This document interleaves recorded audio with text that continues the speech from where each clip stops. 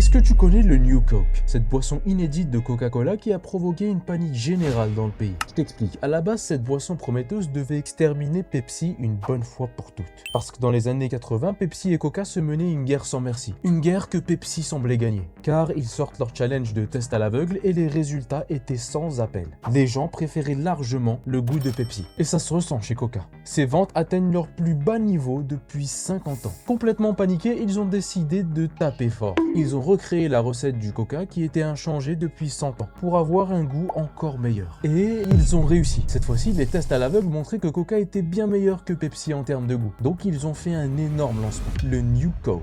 Ils ont dépensé des millions, tout misé dessus, et là, c'est un fiasco total. Les gens ont détesté, tellement furieux qu'ils protestaient dans la rue. La hotline de Coca recevait 1500 appels par jour, certains pour pleurer, d'autres c'était carrément des menaces de mort. Un député américain a même accusé Coca-Cola de traître, car dans le pays c'est aussi sacré que la statue de la liberté. Et le plus drôle dans l'histoire, les ventes de Pepsi explosent. Dans cette situation désespérée, où ça semblait être la fin pour Coca, une théorie du complot émerge. Et si tout ça était calculé? Même si Coca a complètement nié cette théorie, 3 mois après le lancement du New Coke, ils admettent leur erreur et reviennent à la recette classique. Et là, c'est l'euphorie totale. Des records de vente absolus pour Coca. Des gens pleurent, chantent et même remercient Dieu. Comme si le pire échec marketing de Coca les avait fait renaître.